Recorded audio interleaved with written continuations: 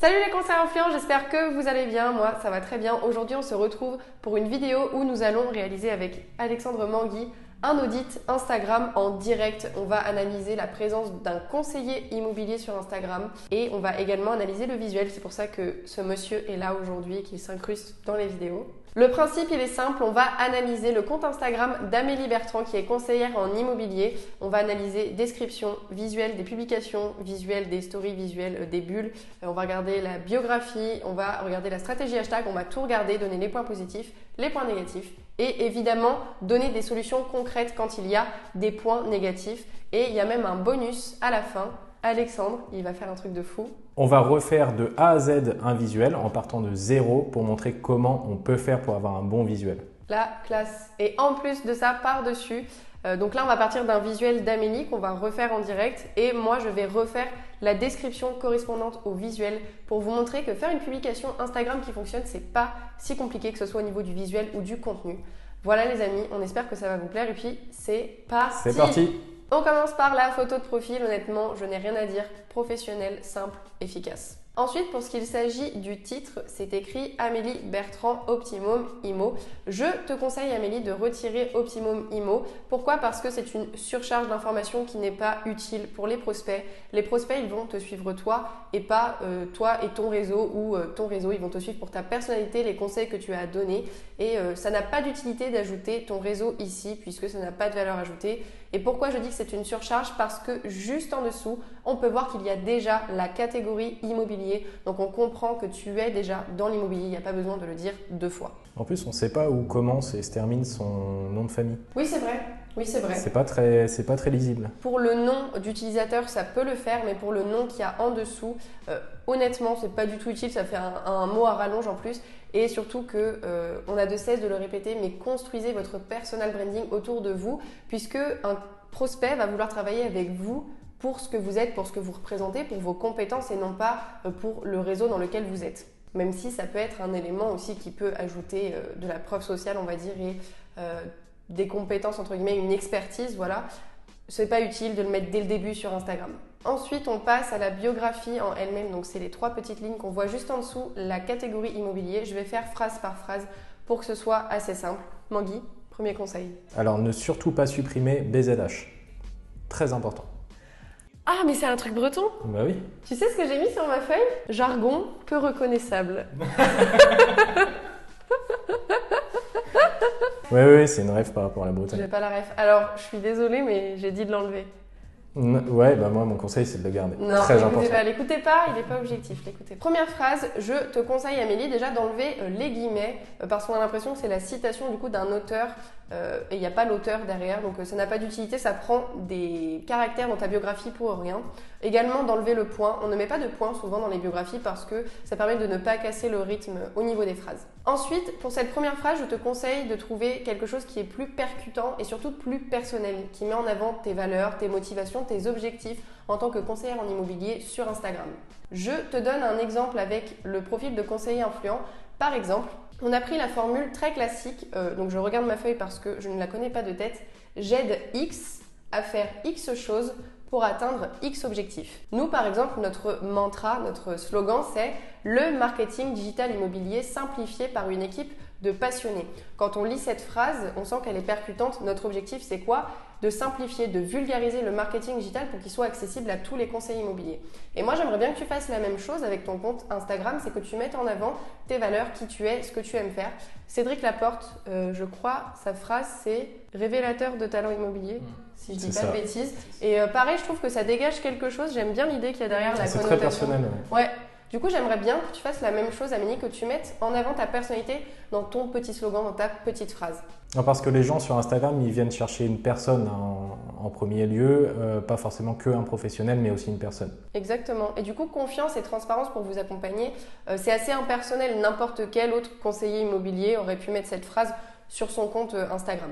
Du coup, tu peux utiliser la formule que je t'ai donnée, j'aide X à faire X choses pour atteindre X objectifs, par exemple, et puis la faire à ta sauce. La deuxième phrase, c'est OK, je laisse la localisation, je vous laisse au moins ça.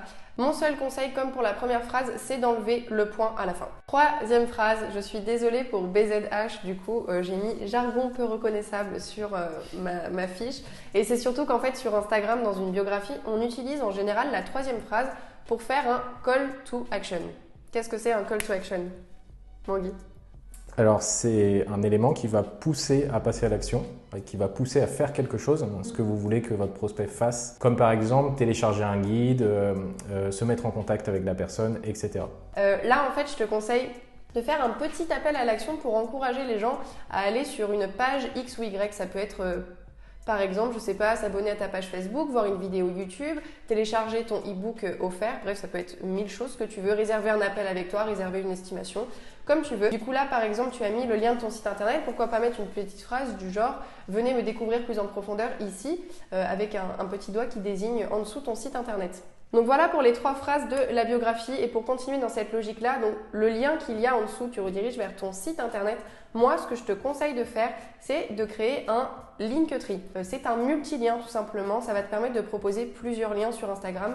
Parce que le désavantage d'Instagram, c'est que dans une biographie, quand on n'a pas un site comme Linktree qui propose des multiliens, on ne peut mettre qu'un seul lien. Et c'est dommage parce qu'il faut quand même laisser le choix au prospect de choisir où est-ce qu'il souhaite aller. Pour créer un Linktree, c'est très simple. Tu vas sur Linktree, tu t'inscris sur Linktree, adresse mail, mot de passe, comme d'habitude. En fait, pour n'importe quelle autre plateforme, c'est toujours comme ça. Et là, c'est exactement pareil. Tu vas créer des boutons, créer un design, mettre les liens de tes boutons et utiliser le lien Linktree pour le coller dans ta biographie. Et tu pourras du coup proposer plein de redirections, site internet, page Facebook, YouTube, Instagram. Alors, je sais pas toi, mais moi, je préfère avoir le choix en tant que consommateur quand je suis sur une page Instagram de me dire ok, je peux aller un petit peu là où je veux et tu peux mettre par ordre de préférence d'importance. Par exemple, nous sur Conseil Influent, on a mis la conférence gratuite en premier parce que c'est là qu'on souhaite que les gens aillent en premier, mais ils ont le choix de se balader un petit peu partout. Chaîne YouTube, un groupe Facebook, réserver un appel ou découvrir le club privé Conseil Influent. Ça évite de surcharger aussi, je pense, votre description, le fait d'avoir la chaîne YouTube là, par exemple. Oui, exactement. Et puis ça permet aussi du coup de multiplier les points de contact au niveau des canaux.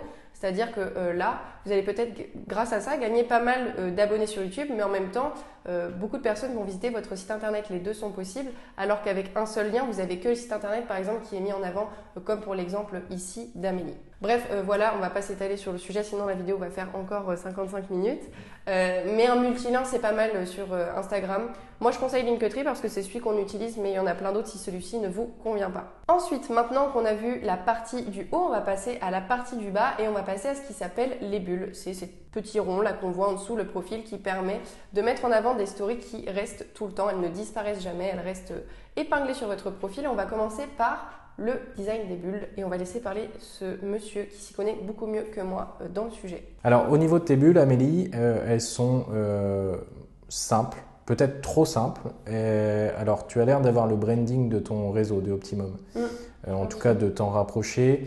Moi j'aurais rajouté un petit peu de fun quand même dans ces bulles. J'aurais enlevé le texte. Parce que le texte il est marqué en dessous, donc je l'aurais carrément supprimé. Et j'aurais mis un petit pictogramme. Un petit pictogramme comme cela qui permet de visuellement se rendre compte de ce que ça peut être. Et de toute manière, le texte, on le retrouve juste en dessous. Oui, c'est vrai, j'avais pas remarqué, mais oui, ça fait une répétition. Du coup, le texte est pas utile ici. Un petit pictogramme, c'est plus joli. Ça fait pas très professionnel, ouais, des répétitions de texte comme ça. Et moi, j'y aurais rajouté le orange de ton branding. Qui est quand même ta couleur de différenciation. Le bleu, c'est une couleur de fond. Enfin, en tout cas, tu l'utilises comme une couleur de fond, c'est-à-dire une couleur presque secondaire. Elle prend 90% de la place, mais elle est secondaire parce qu'elle n'est pas aussi forte que ta couleur orange. Oui, en fait, tu peux garder ton fond bleu et mettre des pictogrammes orange par-dessus. Sur Conseil Influent, c'est ce qu'on a fait. Je vais montrer sur nos bulles que tu as réalisées. Fond bleu avec par-dessus des pictogrammes en jaune, permet de rappeler le branding à fond. Petite astuce aussi au niveau des bulles, au lieu de faire un fond de couleur unie, tu peux essayer de faire un fond dégradé. Par exemple sur Canva, tu attrapes une forme, tu vas dans dégradé, ici il y a un cercle, tu choisis tes couleurs, tu essaies de trouver une variation de bleu un petit peu différente, donc soit un petit peu plus clair, soit un petit peu plus foncé, et ça donnera un aspect un peu plus organique, un peu plus professionnel à ton visuel de bulle. Si jamais tu décides quand même de garder le texte, c'est possible, pourquoi pas, essaye de le rendre un peu plus gras parce que là il est trop fin, on le voit pas très bien, c'est pas très joli comme ça. Voilà pour le visuel des bulles. Alors les crêpes en story, c'est vraiment génial.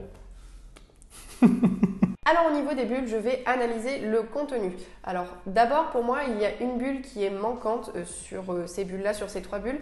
Moi j'en ajouterai une qui te permet de te présenter en 2 petites minutes en vidéo en disant bonjour, je m'appelle Amélie, je suis conseillère en immobilier depuis X années. Ce que j'aime dans mon métier c'est ci et ça. Sur ce compte Instagram, vous allez retrouver tel type de contenu et tel type de contenu afin de vous aider au maximum. Bref, je pense que tu comprends le principe.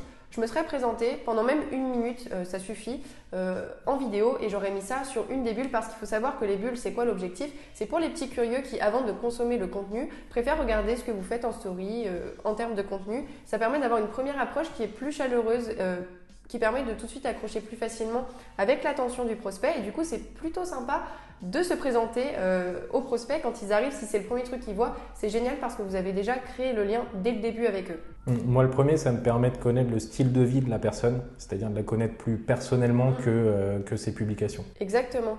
Du coup, ça peut être sympa de faire une petite bulle, qui suis-je, et puis de faire une petite présentation d'1 minute de toi en vidéo. Ensuite, au niveau des bulles, j'aurais enlevé lifestyle et le contenu de lifestyle, je l'aurais mis dans coulisses.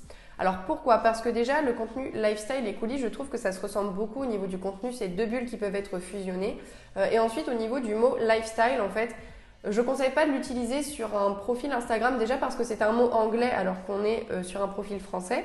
Et ensuite parce que le mot lifestyle a une connotation très influenceur sur Instagram, a plus une très bonne connotation et du coup au niveau de la valeur perçue auprès des prospects, ce n'est pas forcément très positif. Donc voilà, je te conseille de fusionner coulisses et lifestyle, de garder le mot coulisses et de mettre toute ta petite vie ici dans cette bulle parce que je trouve l'idée très bien. Ça permet de découvrir ton quotidien, qui tu es et ce que tu fais tous les jours et je trouve ça excellent comme idée. Et en dernier, en termes de remarques sur les bulles, du coup, je rajouterai des petits emojis au niveau du texte. Coulisses, je sais pas, j'aurais peut-être mis un emoji pour illustrer coulisses. Secteur, j'aurais mis la mer par exemple parce qu'il y a la mer chez toi si je dis pas de bêtises. Et pour qui suis-je, de mettre un petit personnage pour illustrer. C'est toujours plus joli de mettre des emojis, je trouve, dans les bulles Instagram. Même dans le visuel, hein, éventuellement. Mais du coup, il ne faut pas le mettre dans le texte. Mais oui, ça peut être sympa dans le visuel aussi, dans la bulle. Exactement, tu peux choisir l'un des deux. Ça permet d'illustrer un peu les propos. En général, les gens s'attachent plus facilement à un pictogramme, à un emoji, plutôt que du texte simple. Donc voilà. Et ça reste professionnel, hein, les pictogrammes. Et maintenant qu'on a terminé la première étape, on passe à la deuxième étape qui est l'analyse d'une des publications d'Amélie. On a décidé d'analyser seulement une publication parce que si on analyse tout le contenu, ça va être trop fouillis pour vous. On va juste prendre une publication pour vous donner un exemple. Le visuel qu'on a choisi, c'est celui-ci. Pourquoi on a choisi celui-là? Parce que c'est un visuel qu'elle utilise souvent en termes de branding au niveau du contenu, etc. Sur son profil Instagram. Avant de commencer l'analyse, Amélie, je sais que tu t'es lancée il n'y a pas longtemps dans le format vidéo. Sur ton compte Instagram, tes vidéos sont top. Je suis sûre que c'est un format qui va te permettre de grossir ta notoriété sur Instagram. Et d'ailleurs, si j'ai un conseil à donner à tout le monde au milieu de cette vidéo, c'est faites un maximum de vidéos sur Instagram. Ça vous permettra d'avoir des prospects qui aiment votre personnalité, s'y attachent et continuent de vous suivre sur le long terme. Bref, c'est parti, on commence l'analyse de cette publication. Moi, je vais faire ma partie, c'est-à-dire la description et la stratégie hashtag, et ensuite Mangui passera à sa partie sur le visuel. Au niveau de la description, le premier point faible, c'est qu'elle est beaucoup trop faible, elle est beaucoup trop courte. Il faut savoir que sur Instagram, les descriptions sont de plus en plus longues au fil des années. Les créateurs de contenu font des descriptions de plus en plus longues et il y a une raison à ça, c'est que non seulement l'algorithme aime des descriptions fournies, mais votre audience également. Pourquoi? Parce qu'à travers une description, vous allez raconter une histoire, une anecdote, vous allez donner votre avis. Ce qui va permettre en fait d'étoffer autour de la publication une histoire qui va se construire autour de celle-ci, ce qui va faire que c'est cohérent et surtout que les gens du coup vont avoir envie de rester sur la publication et d'interagir avec. Alors qu'est-ce que ça veut dire interagir? Liker, commenter, partager. Et donc plus la description est longue, plus vous avez des chances d'avoir beaucoup d'interactions sur vos publications, c'est aussi simple que ça. Alors je vous donne un exemple de description de publication en termes de longueur. Stéphanie Bonhomme, qui est dans la formation conseil influent comme Amélie d'ailleurs, qui est là depuis plus récemment. C'est la reine des descriptions, que ce soit sur Instagram ou Facebook. Et là, je vous donne l'exemple par exemple de cette photo où Stéphanie est simplement sous les projecteurs et elle aurait pu simplement poster la photo comme ça sans faire de description ni rien. Et là, par contre, elle aurait eu très peu de j'aime, commentaires et partages. Sa publication n'aurait pas vraiment fonctionné. Mais là, Stéphanie a fait une grande description. Alors sur ordinateur, on a l'impression que c'est très long, mais sur téléphone, c'est moins long. C'est juste que sur ordinateur, c'est beaucoup plus réduit. Elle a fait une très longue description où elle parle en fait de son vécu par rapport au format vidéo, que ce n'est toujours pas simple pour elle, même après 3 ans de vidéo, que c'est pas quelque chose d'inné, qu'elle l'a travaillé, qu'elle a dû s'entraîner pour réussir là où elle en est aujourd'hui. Pour être là où elle en est aujourd'hui, pas pour réussir là où elle en est aujourd'hui. Ouh là là, j'ai déjà la langue qui fourche au milieu de la vidéo. Et du coup, le fait qu'elle ait raconté cette petite histoire, qu'elle ait parlé de sa vie, de son expérience, de son vécu dans cette publication, dans la description, eh bien, la publication a marché. On a 42 j'aime et plusieurs commentaires. Il doit y en avoir 5 si je ne dis pas de bêtises. Et c'est de très bonnes performances par rapport au nombre d'abonnés qu'elle a. Et donc, vous comprenez ici l'importance de faire une description qui est fournie. Ça vous permettra d'avoir des publications qui fonctionnent beaucoup mieux. Du coup, Amélie, c'est ce que je te conseille de faire sur tes publications. Sache qu'à la fin de la vidéo, je te ferai une suggestion de description pour cette publication. Donc, pas de panique si tu ne vois pas de quoi je parle. On va illustrer ça à la fin de la vidéo. Deuxième point dans la description, c'est… Elle n'apporte aucune précision à ce qu'elle a donné comme info. Je ne l'ai pas mis dans mes notes, mais c'est pas ce que j'allais dire, mais pourquoi pas, oui. On peut rebondir sur les contenus, oui. Je trouve ça bien parce que moi, la plupart du temps, quand je lis une description, c'est que ça m'a intéressé et j'ai envie d'en savoir un peu plus. Super, non c'est vrai, je me fous pas de toi, Donc, le deuxième point, c'était qu'il ne faut pas mettre de points au début de tes descriptions. Alors là, on ne voit pas sur ordinateur, mais on vous montrera ce que ça fait sur téléphone, sur l'une des publications. Le fait de mettre un point après le pseudo, ça va donc faire sauter une ligne, ce qui va faire qu'il n'y aura pas de texte quand les gens arriveront sur la description et tu baisses de au moins 90% tes chances d'avoir plus d'interactions sur la publication.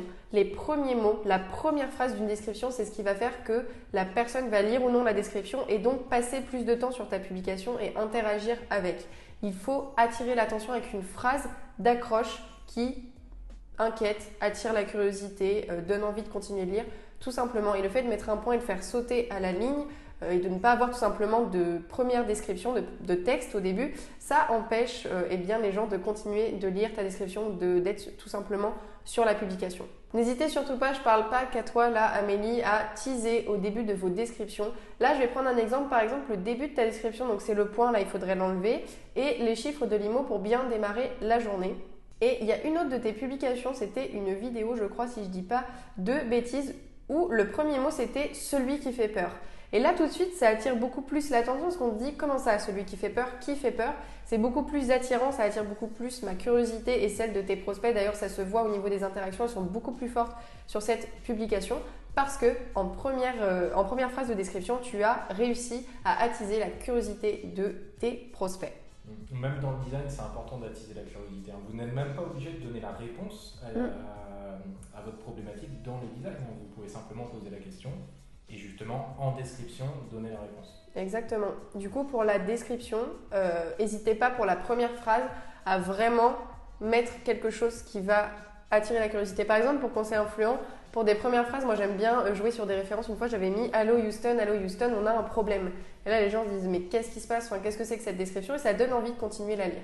La lire, pardon. Je ne sais plus parler, ça y est, ça commence. De toute façon, de manière générale, ce qui est banal et simple ne fonctionne pas sur Instagram et sur les réseaux sociaux de manière générale. Il faut bien penser que vous êtes en concurrence par jour avec 95 millions de personnes parce que par jour, il y a 95 millions de publications. Du coup, votre objectif à vous, c'est de toujours vous démarquer avec toujours plus de contenu unique. Et en dernier, on passe à la stratégie hashtag qu'il y a en dessous. Amélie, je te conseille d'utiliser 30 hashtags et d'utiliser avec les catégories ta profession, les hashtags dans lesquels tu penses que vont tes prospects, également des hashtags en rapport avec ta photo et des hashtags sur ton secteur. Hashtag Bretagne. Non, ça suffit. Oui, si c'est ton secteur, oui, bien. Et voilà pour l'analyse de la description et de la stratégie hashtag. J'espère que ça t'a aidé Amélie et j'espère que ceux qui nous regardent, ça pourra également vous aider pour vos publications. Maintenant, on passe au visuel. On va passer aux choses sérieuses, donc on va passer au visuel. Comment ça? Comment ça aux choses sérieuses? Allez, tac, ça dégage. Je me prends des tacs depuis le début ça de la dégage. C'est gratuit, c'est dingue. Je l'avais là depuis tout à l'heure celui-là. On va prendre un peu de recul, déjà on va regarder tout le compte en entier.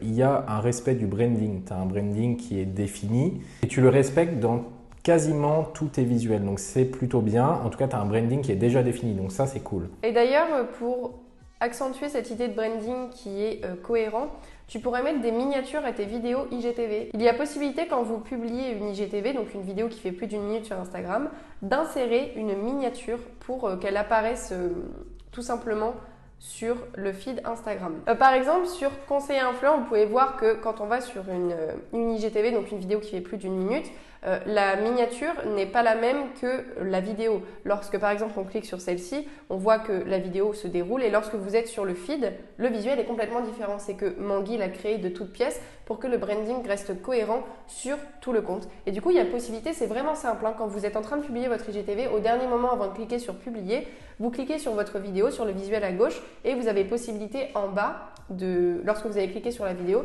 de cliquer sur ajouter depuis la pellicule une miniature tout simplement que vous pouvez créer sur Canva en amont. Donc voilà Amélie, tu peux faire ça pour harmoniser ton visuel sur ton feed Instagram. Voilà, c'est vrai que c'est important. De plus, les visuels que tu mets pour tes miniatures d'IGTV aujourd'hui, elles sont coupées. Oui, elles sont coupées. Donc c'est un peu moins bien, c'est peut-être le moins bon sur ton feed. Pareil pour les photos, parce que vous prenez quand même des photos de biens, des photos de paysages, etc. Vous pouvez les mettre au branding, par exemple, comme ça. Ça permet de garder quand même une cohérence dans tout votre feed. Donc pareil, pour ce genre de visuel, il faut éviter d'utiliser des visuels qui ont été préfaits par d'autres personnes qui ne sont pas à votre branding, qui ne sont pas dans le même style que les autres visuels que vous faites, qui cassent totalement votre feed. Et Laura, ça lui fait saigner les yeux quand les feeds sont cassés. Ça, il faut éviter de l'utiliser. Surtout que vous pouvez recréer ça très facilement sur Canva, par exemple. Vous pouvez avoir des visuels de fleurs, trouver des polices qui sont un petit peu manuscrites, etc.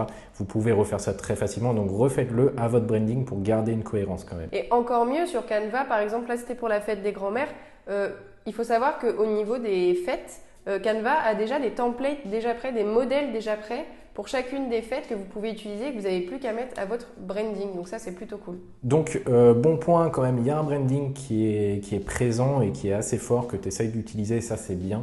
Maintenant, par contre, on va passer à l'analyse du visuel qu'on a choisi en profondeur. Donc, premier truc que je vois, moi, Laura, le premier truc que tu fais, qui n'est pas difficile à faire en plus. Le contraste? Non. La taille du texte? Non. Le premier truc. En plus, ils le font tous. Vous le faites tous, les conseillers immobiliers. Vous le faites tous, ça. Le logo? Le logo, oui. C'est inutile. Enlevez le logo de votre réseau. À part si dans votre réseau, il y a des règles très spécifiques par rapport à ça. Mais là, non. Enlevez le logo de votre réseau. Vous spécifiez dans votre description que vous appartenez à ce réseau. C'est déjà très bien. Enlevez également votre nom. Ça ne sert à rien. Ici, on le voit en bas à gauche. En plus, il est trop discret en bas à gauche. Enlevez votre nom, ça ne sert à rien. C'est marqué au-dessus de la publication. Quand les gens le voient, il n'y a aucun intérêt à le remettre. Oui, parce qu'en fait, le nom déjà de ton compte Instagram, Amélie, c'est Amélie Bertrand. Donc, le fait de rajouter ton prénom dans le visuel, ça fait une répétition parce qu'il faut bien penser que sur téléphone, il y a le visuel et au-dessus, il y a le nom d'utilisateur Instagram. Et du coup, il y a 2 répétitions. Donc, c'est dommage, ça ajoute de l'information pour rien sur le visuel. Et puis, pour le logo, du coup… il faut éviter, mais uniquement dans le cas si votre réseau vous autorise à le faire. Vérifiez bien ça avant de faire quoi que ce soit avec vos visuels immobiliers. Dans tous les cas, ton branding, il est déjà en accord avec celui de ton réseau, donc c'est déjà très bien.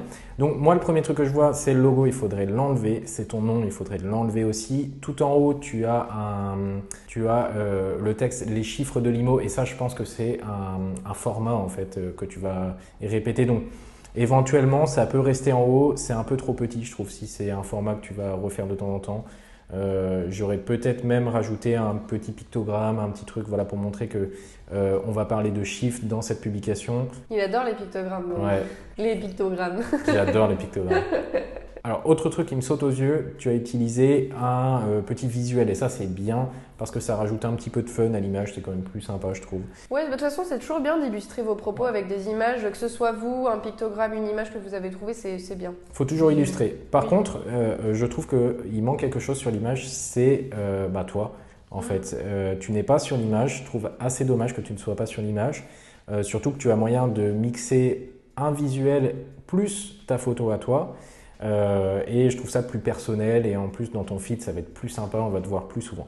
Ouais, en fait là le problème principalement du visuel c'est que n'importe qui aurait pu le publier dans ton réseau Optimum et tu ne te différencies pas. À partir du moment où il y a ton visage, et là je peux parler d'ailleurs au conseil immobilier de manière générale, à partir du moment où il y a votre visage sur le visuel, personne ne peut en fait vous prendre entre guillemets le visuel puisqu'il vous appartient et du coup vous vous différenciez de la masse qu'il y a sur Instagram de conseil immobilier puisqu'il y a votre personal branding dessus, c'est-à-dire vous, votre tête tout simplement. Et il n'y a rien de plus puissant pour marquer votre présence sur les réseaux sociaux de manière générale.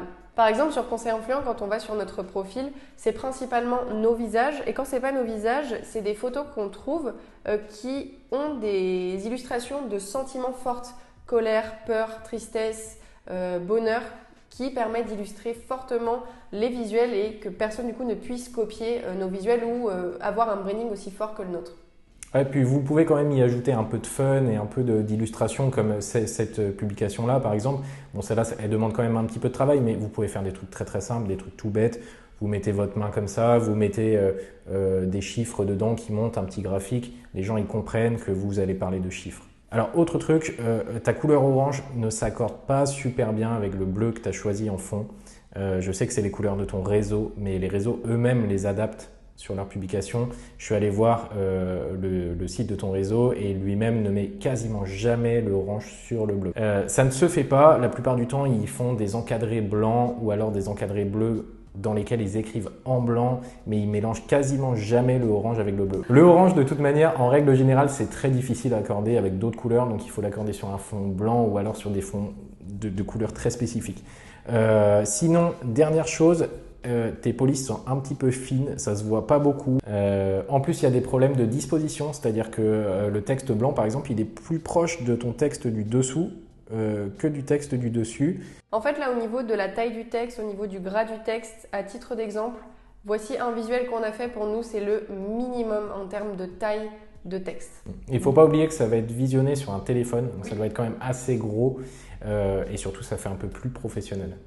Oui, il faut bien penser que la plupart des smartphones, ça fait la taille d'une main et que dans ces smartphones-là, le visuel sera encore plus petit que la taille d'une main. Du coup, il faut absolument que ce soit grand, suffisamment grand pour que les gens puissent voir de quoi vous voulez parler assez facilement. Quand vous allez créer vos visuels sur Canva, vous allez avoir l'impression que c'est énorme parce que c'est sur votre ordinateur, mais pensez bien que ce sera visionné sur téléphone. Donc, n'hésitez pas à abuser sur la taille des textes, très clairement. Pareil, petit truc encore, je vois que tu as quand même beaucoup d'éléments qui sont collés au bord de ton image. Ça, en règle générale, il faut essayer de faire respirer votre visuel. Il ne faut pas coller au bord, comme ça, c'est pas très très joli. On va passer à la création du visuel. On va refaire de A à Z le visuel de façon simple, quelque chose que vous pouvez reproduire chez vous assez facilement et on va y aller par étapes. La première étape, elle est simple. C'est le fond. Très bien. Alors, du coup, on a remis dans le logiciel Canva ton visuel et on va juste en dessous essayer de le refaire, ton visuel. Donc, la première étape, c'est le fond, comme l'a dit Laura. Et moi, j'aimerais bien un fond qui ne soit pas uni. C'est pas très beau, les fonds unis. Il faudra un fond qui est légèrement dégradé. Donc, pour ça, c'est très, très simple. On va dans Éléments. Vous allez dans Dégrader et vous sélectionnez ce dégradé, par exemple. En format carré, comme ça vous pouvez en faire un fond, vous l'agrandissez jusqu'au bord et voilà, vous avez un fond dégradé. Maintenant, il faut le mettre à vos couleurs. Donc vous cliquez sur votre dégradé, vous changez directement les couleurs ici. Alors j'ai préchargé moi les couleurs du branding d'Amélie, mais vous pouvez noter ici la valeur de votre couleur ou la sélectionner directement. Donc voilà, on a un premier fond. Alors moi j'en ai fait plusieurs parce que je voulais essayer plusieurs possibilités. Donc là c'est les goûts de chacun. Amélie, tu feras comme tu veux, tu choisiras les couleurs que tu veux. Mais voilà, moi j'en ai fait 4. Celle-ci et je pense que celle que je préfère c'est celle-là. Je sais pas. Ouais, moi aussi ce que j'allais dire c'est celui que je préfère. Je trouve que c'est assez particulier. Je l'ai vu nulle part en tout cas accordé avec ce orange-là. Je le trouve sympa. Donc voilà, on va sélectionner celui-là. Moi, j'ai mis les couleurs ici sur un autre visuel. Vous n'êtes pas obligé de le faire, mais c'était pour que ce soit plus facilement compréhensible. Là, au niveau des couleurs, sur celui-là, tu as choisi quoi? Alors justement, petite astuce, j'ai légèrement changé tes couleurs, Amélie, tout en restant quand même en cohérence avec ce que tu avais choisi. Avant de commencer votre design, vous dérivez chacune de vos couleurs. Donc moi, j'ai 3 couleurs ici. Et j'ai rajouté une dérivation qui permet d'adapter si on a besoin d'une couleur plus ou moins claire. Par exemple, si on va être sur un fond foncé, on va faire des couleurs de police claires et inversement. Ah mais c'est génial ça. Et comment tu as fait pour décliner du coup en dessous? Tu as fait juste plus clair? Ouais, alors pour décliner c'est tout bête. On clique ici, on clique sur cette petite roue là où il y a plein de couleurs. Et là, vous pouvez modifier votre couleur. Donc voilà. Vous essayez de rester quand même dans une couleur qui se rapproche. Mais moi, je suis à un cours du soir là. Moi aussi, j'écoute ce que tu dis et j'apprends des trucs en même temps. Donc pareil, le vert que tu as choisi, qui est sympa je trouve et qui s'accorde bien avec le orange et le bleu, vu qu'il était clair, j'en ai fait une dérivation foncée et les deux autres, comme ils sont foncés ou en tout cas comment dire, très feutre, très lourd, j'en ai fait quelque chose d'un petit peu plus léger pour pouvoir être utilisé plus facilement. Quand vous avez ça, vous êtes plus tranquille après pour travailler. Et c'est une super astuce que tu peux décliner à l'infini en fait pour faire un énorme tableau de couleurs dérivées, c'est trop bien. Nous, par exemple, nos couleurs dérivées, j'en ai fait plein des comme ça. Mais j'en ai beaucoup. Génial. Je ne vais pas les montrer parce que nous, on en a une trentaine, enfin, ce ne sera pas lisible. Mais voilà, normalement, tout le monde fait ça. Tous les graphistes font ça. Et c'est pas très difficile à faire avec Canva, donc faites-le, vous serez tranquille après. Alors ici, première chose, le fond, c'est bon, on l'a, il est fixe. L'écriture, j'ai fait très simple. Le fond, vu qu'il est de couleur, j'ai fait une écriture blanche. Une écriture avec le orange le plus clair que j'avais, donc la dérivation du orange.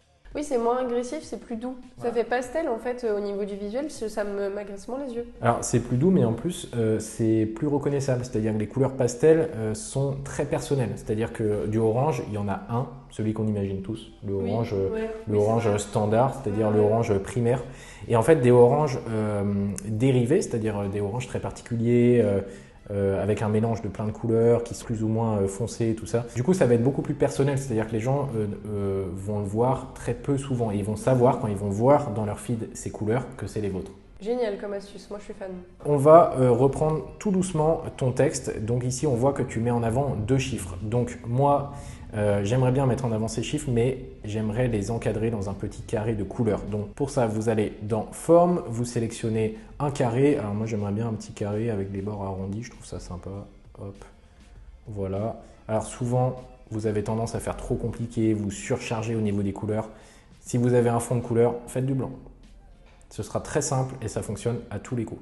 Ça mérite d'être clair, net, précis. C'est clair, net, précis. Alors ici, on prend un bloc de texte et on va réécrire ce que tu as mis dans tes bulles. C'est-à-dire 71%.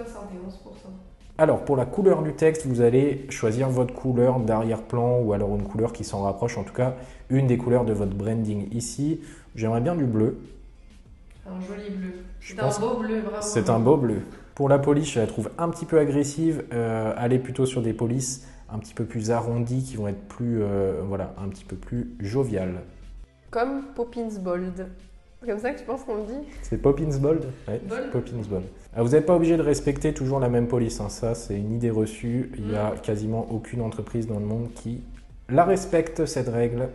Bah, on regarde sur Conseil Influent sur Instagram, enfin les polices varient, ça n'empêche pas que notre branding est reconnaissable. Voilà, notre compte est très reconnaissable visuellement et pourtant on a toujours utilisé des polices totalement différentes. Arrêtez aussi avec des polices très particulières, restez simple.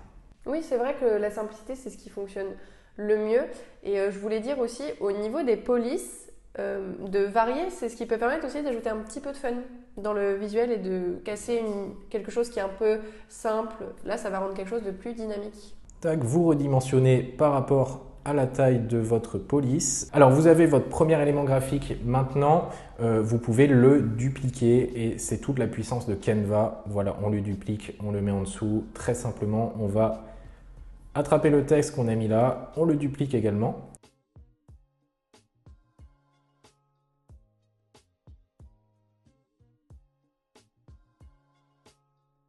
Voilà, donc vous placez votre texte, encore une fois, vous sélectionnez le tout. Vous pouvez redimensionner le tout et on va le mettre ici, voilà. Une fois que vous avez fait votre groupe, vous sélectionnez le tout, vous dupliquez, voilà, la puissance de Canva. Oui, là en fait, il a fait un simple CTRL-C, CTRL-V.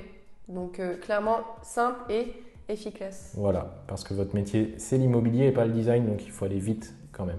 Ouais, je pense qu'on pourrait mettre un chrono, en vrai, du temps que ça t'a pris de faire le visuel, il y en a pour 10 minutes en fait, un grand maximum. Ouais. Alors, les chiffres de l'IMO, ici je rajoute un petit point d'exclamation pour rendre le truc un peu plus fun, un peu plus vivant. Tac, je le place en haut et ici on peut voir qu'il est un petit peu plus gros. Je le mets quand même un petit peu plus gros, le tien était tout petit. Donc pareil, hein, le logo, le nom, c'est à supprimer, je ne les remets pas.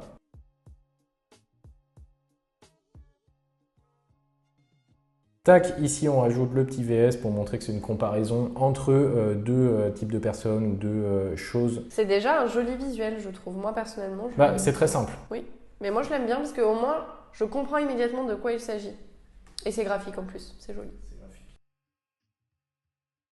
Donc là, ici, pour mettre un petit peu en valeur le nom de votre format et mettre le titre un peu en avant, je lui mets un fond derrière, voilà, pour qu'il soit clairement reconnaissable, qu'il soit dans un espèce de petit enclos et qu'on le voit très bien. Donc ici, il y a un peu trop de blanc, comme disait Laura, c'est pas faux. Et du coup, je vais réduire un peu l'opacité de ce carré pour le faire un petit peu disparaître derrière. Du coup, la police, je pense, la mettre en blanc finalement et je réduis encore l'opacité. Voilà, ça permet d'avoir une petite démarcation, c'est sympa. Moi j'aime bien, non, en vrai j'aime bien. Ça fonctionne, on voit que c'est le titre et que c'est pas le contenu en lui-même dessous le contenu est là. Donc ici pareil, les polices sont quand même assez grasses, il ne faut pas oublier que ça va être vu sur un portable comme on le disait tout à l'heure. Maintenant, dernière chose, on va y ajouter un petit élément graphique ou une photo. Un pictogramme.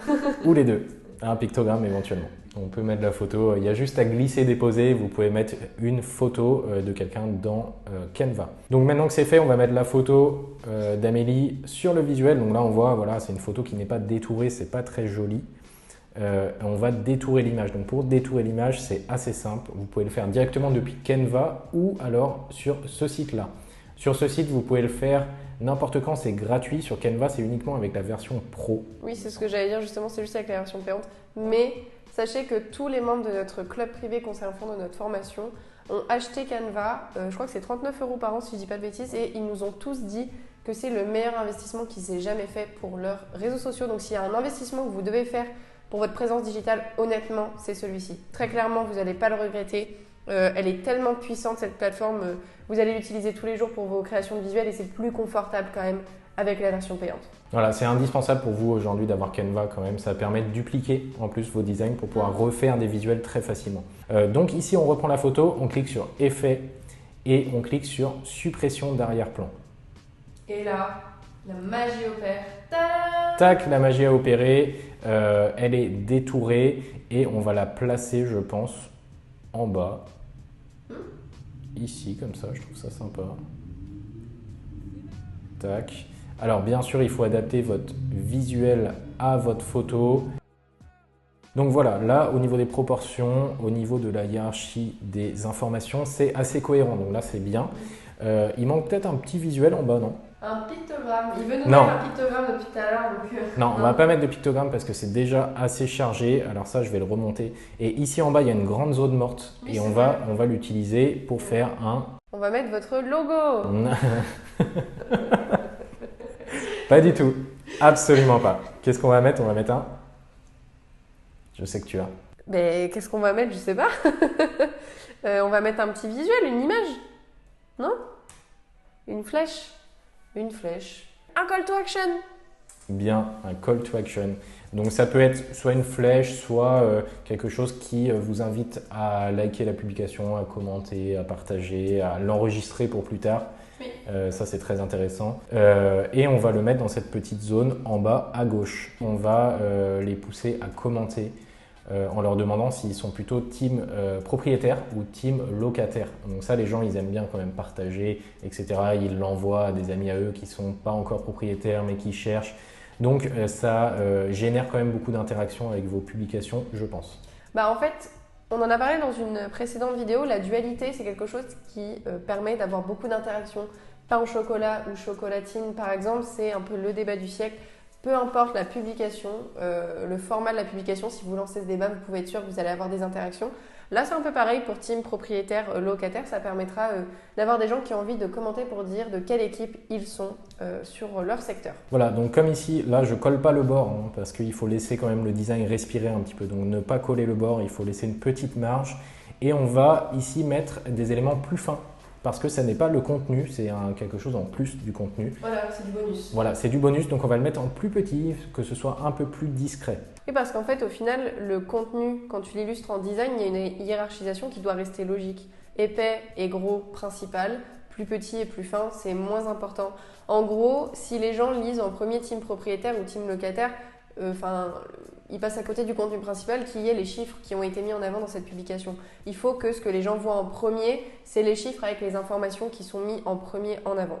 Exact. La hiérarchie, de toute manière, dans le design, c'est ce qu'il y a de plus important parce que les gens sur les réseaux sociaux restent très peu de temps sur votre publication. Il faut qu'ils aient le temps de tout lire et de tout comprendre surtout. Tac, on le place ici en bas et on va peut-être même le mettre un petit peu sur le côté. Ça accentue encore plus le fait que c'est un appel à l'action et que ça pousse à faire quelque chose, ça pousse à regarder là en bas sur le côté gauche. Alors là, la flèche, en fait, quand on regardera sur téléphone, elle sera vers la partie commentaire, vers la petite bulle, ce qui permettra aux gens de comprendre qu'il faut qu'ils disent en commentaire de quelle équipe ils font partie. Tac, et on le place au bon endroit. Voilà, je pense que c'est bon. On va peut-être rajouter un petit effet ici parce qu'on ne voit pas assez l'écriture, mais j'ai pas envie de faire une écriture plus grasse. Donc on va rajouter une petite ombre. Voilà, ça va faire ressortir un peu l'écriture. Petite astuce. Voilà, pour moi, j'ai un visuel qui commence à être sympathique. Franchement, c'est beau, hein, ouais, moi j'aime bien. Que je vais réduire un peu la taille de la flèche. Voilà, je vais redescendre un peu ça. Il faut que ce soit harmonieux. Prenez du recul. Il faut que ce soit harmonieux. Il faut que ça donne envie de lire. Là, ça me donne envie de lire. Les chiffres de l'IMO, c'est le premier truc qu'on lit. Du coup, on a envie de savoir de quel chiffre ça parle. Les chiffres sont mis très en avant, donc on voit 71%, 58%. On a envie de savoir un petit peu ce que c'est ces chiffres. Et j'ai mis d'une autre couleur costarmoricain et français. Ça permet de savoir qu'il y a une différence entre les deux. Et surtout, le visage d'Amélie qui est sur la publication. Et c'est quand même plus sympa, plus vivant, un petit peu plus dynamique. Alors attention, moi j'ai quelque chose à dire par rapport à ça. N'utilisez pas toujours la même photo sur vos visuels.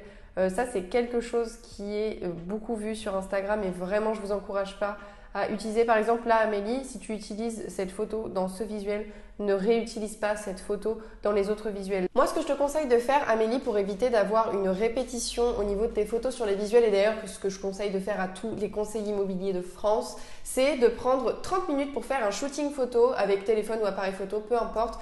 Et durant ce shooting photo, vous allez faire plein de positions différentes avec des tenues différentes si possible. Essayez 2-3 tenues différentes. Vous essayez le sourire, la tristesse, la colère.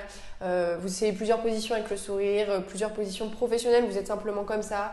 Peu importe, essayez plusieurs choses et durant ce shooting photo, du coup, faites un maximum de photos et vous allez avoir pour au moins plusieurs mois une banque d'images que vous allez pouvoir utiliser de vous pour faire différents visuels immobiliers, ce qui va faire que ça ne se répétera pas sur votre feed parce que honnêtement, votre pire ennemi sur les réseaux sociaux, c'est la répétition d'images, la répétition de visuels. Il faut absolument éviter. Tu voulais rajouter un truc, toi, non ? Oui, effectivement, et puis ça vous permettra aussi d'avoir différentes tenues parce que là, par exemple, le bleu de ta photo n'est pas forcément adapté à la couleur du fond, ça ne fonctionne pas très bien. Du noir, ça aurait mieux fonctionné, du blanc éventuellement ou du orange. Pourquoi pas du orange d'ailleurs dans ton branding. Sympa ça.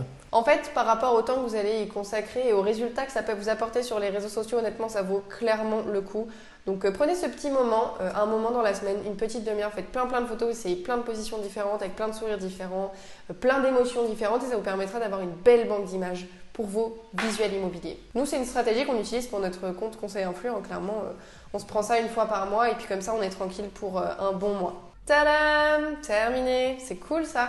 Et après, moi du coup, là, je vais vous montrer une description que moi j'ai fait pour remplacer celle d'Amélie, pour vous faire une proposition de description pour vous montrer ce qui fonctionne sur Instagram au niveau de ce sujet-là. Alors de base, la description était la suivante. Les chiffres de l'IMO pour bien démarrer la journée, sacrée différence entre notre département et le reste de la France. Voici ma description. Quoi 71%? La Bretagne a encore frappé fort. Est-ce que c'est dû au fait que les Bretons en général sont fiers de leur région au point d'y rester toute leur vie? Peut-être oui. Est-ce que c'est pour ça que l'on va assumer ce côté chauvin que nous avons presque tous dans cette région? Certainement pas. Blague à part, il est compréhensible qu'il y ait beaucoup de propriétaires dans les Côtes-d'Armor. C'est un département dynamique et en constante évolution. Sans parler des paysages à couper le souffle. La mer, la roche, la pluie aussi, mais pas tout le temps, attention aux clichés. Ça donne envie d'y rester. Qui peut reprocher à toutes ces personnes de vouloir s'y installer pour un bon bout de temps en achetant un bien immobilier sur le secteur? Et vous alors, vous êtes plutôt team propriétaire ou locataire? Du coup là, au niveau de cette description par rapport à l'ancienne description, c'est-à-dire ta description de base Amélie, celle-ci elle apporte une autre dimension qui est plus chaleureuse, qui met en avant ton secteur de manière positive parce qu'on le sait que vendre des biens immobiliers sur les réseaux sociaux, c'est avant tout, vendre le secteur sur lequel se trouvent les biens immobiliers. Et là, ça permet de vraiment mettre en avant positivement ton secteur en utilisant des petits clichés, des petits stéréotypes sur lesquels très certainement tes prospects vont avoir envie de rebondir en commentaire. Regardez ce que ça a fait à Manguy, que je parle de tout ça, ça l'a tout émoustillé. Ce sera la même chose pour les prospects, ils auront envie de mettre des commentaires. Là, tout simplement, en fait, j'ai embelli les choses, j'ai rajouté du texte pour faire des petites blagues, rendre ça plus léger, et surtout pour que les gens s'identifient au texte et qu'ils aient surtout envie de participer à cette publication en mettant un j'aime, un commentaire ou en partageant, identifiant des amis. Bref, c'est l'objectif de toute façon sur Instagram. Après, au niveau de la stratégie hashtag en elle-même, j'ai mis 30 hashtags. Alors, je crois qu'il n'y en a pas 30 exactement parce que comme je ne connais pas ton secteur, j'ai pas osé en mettre plus, mais là par exemple, j'ai réuni des hashtags de ton secteur, de ta profession et également des hashtags en rapport avec la photo comme par exemple chiffres, statistiques IMO, bref, je pense que tu as compris le principe. J'espère que ça t'a plu Amélie, que ça t'a aidé et puis surtout que les conseils immobiliers qui nous regardent, ça aura pu aussi vous aider sur votre compte Instagram parce que c'est l'objectif de cette chaîne YouTube. Et parce que c'est pas si long et pas si difficile que ça, il y a des process à respecter. Il y a un sens et une fois qu'on le connaît et qu'on l'applique, c'est assez simple. Vraiment, cette vidéo, c'était pour vous montrer que on en fait toute une montagne et au final, quand on a les bonnes clés, eh bien, ça peut être relativement facile et prendre peu de temps pour faire quelque chose qui est joli, cohérent et agréable à regarder et à lire. Voilà. Et surtout là, on ne parle pas forcément de beauté, mais d'efficacité. Surtout, votre post va être efficace. Exactement, oui, tout à fait, c'est vrai. C'est clair qu'on pourrait faire 1 milliard de fois mieux pour ce visuel, mais au final, il est beau dans sa simplicité et dans sa lisibilité, c'est-à-dire qu'on comprend quelles sont les informations principales. Un peu pareil pour la description, je l'ai juste un peu aéré, rajouté des emojis et des petites blagues à droite à gauche. Franchement, ça ne demande pas de faire 5 ans de formation dans le digital ou d'avoir des compétences particulières dedans. Il suffit juste d'être un petit peu imaginatif et cohérent. Il faut trouver le juste milieu entre passer beaucoup de temps et avoir un truc de très haute qualité et passer trop peu de temps et rien avoir. Voilà, faut trouver le juste milieu pour que ce soit quand même facile à intégrer dans votre quotidien de conseiller immobilier. Dans tous les domaines, que ce soit le digital ou pas, il faut essayer et jusqu'à ce que vous trouviez le truc qui vous convient au niveau du process dans votre quotidien. Et bien voilà, on va arrêter cette vidéo parce que, à mon avis, Elle est beaucoup trop longue. Oui, elle est beaucoup trop longue. Pensez à vous abonner les amis parce que vous êtes énormément à juste regarder nos vidéos et ne pas être abonné. Et vous abonner, ça permet de nous booster et de nous motiver à continuer à faire des vidéos sur YouTube. Alors, on appuie sur le bouton. Et si vous activez la cloche aussi, vous avez des notifications quand on sort des vidéos. Exactement. Ça peut être sympa aussi. Carrément. Eh bien, on se laisse sur ces mots et puis à bientôt les conseils influents. Ciao, ciao. Ciao.